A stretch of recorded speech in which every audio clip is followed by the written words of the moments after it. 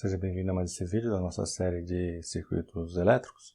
Nós vamos dar continuação aí ao nosso estudo do Teorema de Norton, né? Nós vimos aí no vídeo anterior, um pouco lá de teoria, um exercício só para exemplificar, um exercício bem simplesinho na verdade. O que nós vamos ver aqui é um pouco mais avançado, um pouco mais complicado, né?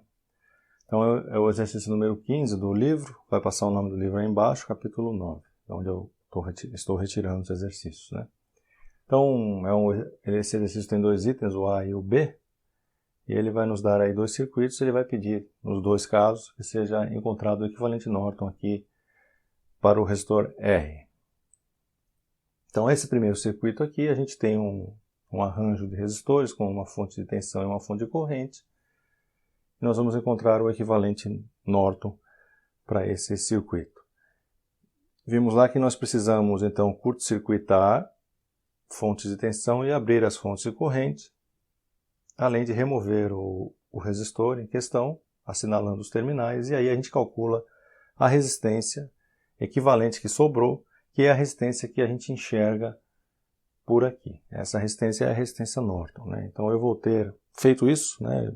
Curto-circuitamos a fonte de 20 e abrimos a fonte de 3 amperes.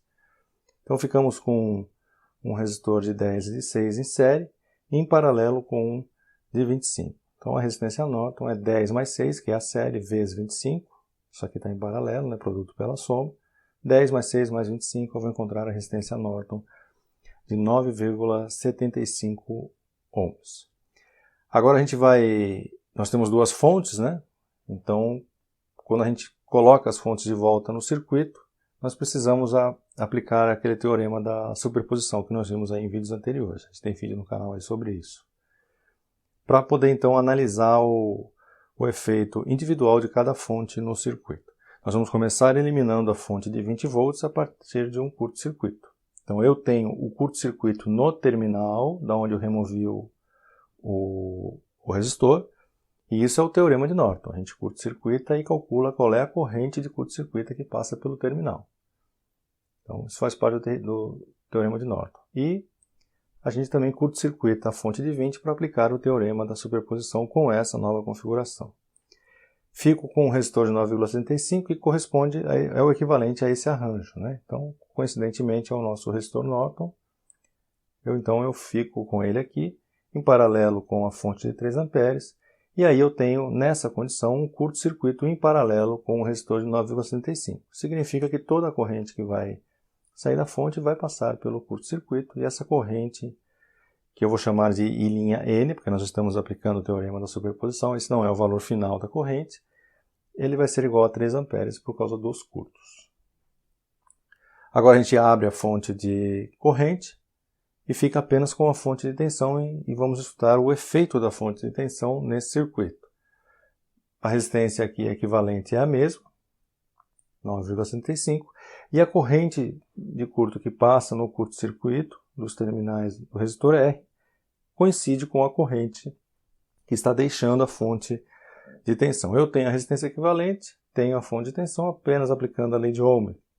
Nesse resistor equivalente eu encontro a corrente e duas linhas.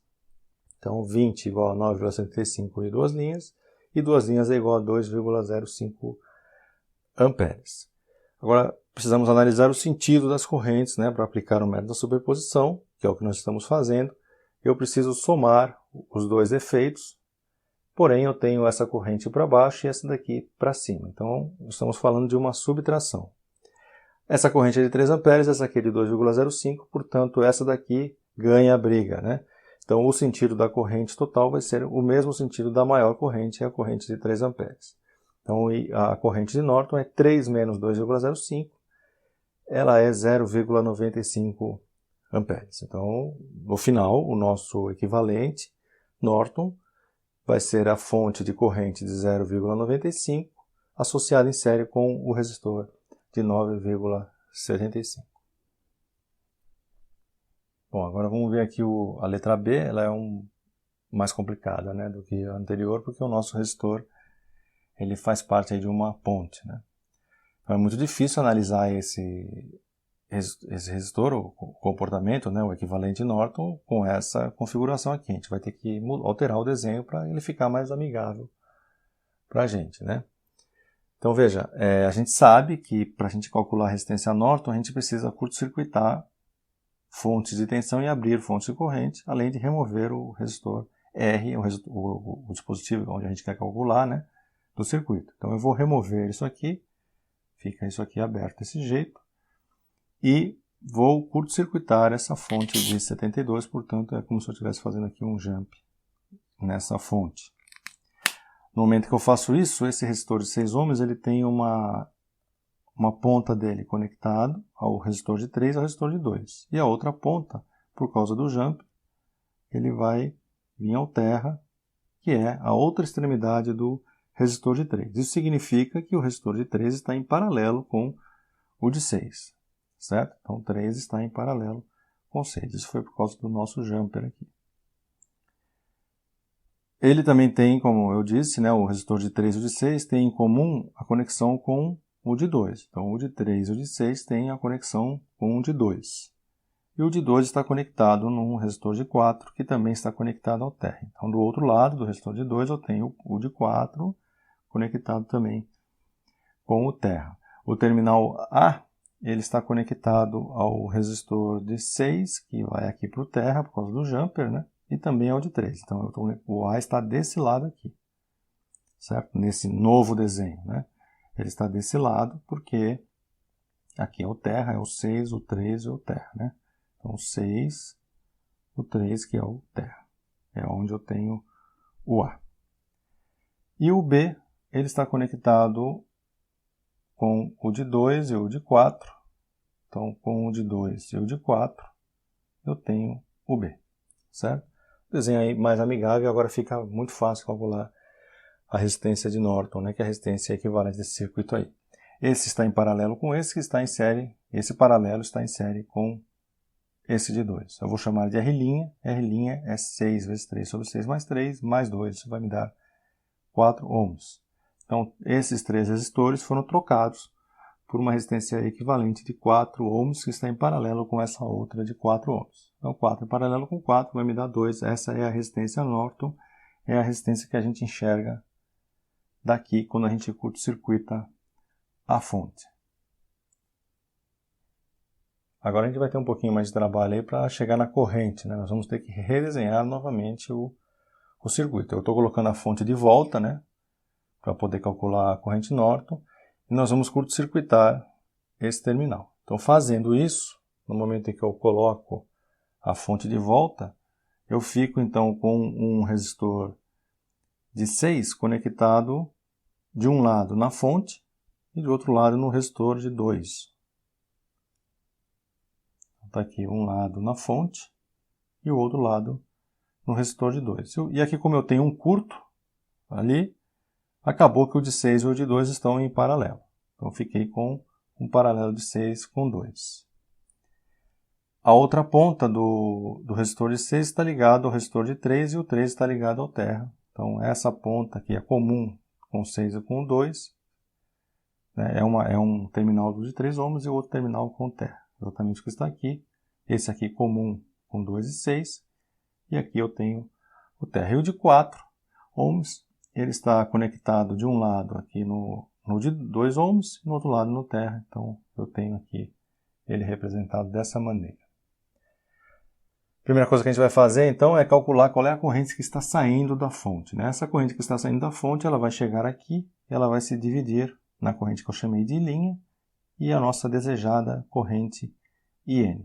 Daí se divide novamente aqui e depois essa que veio pelo de 2 ohms, ela se junta com o I' e vai me dar a corrente I duas linhas.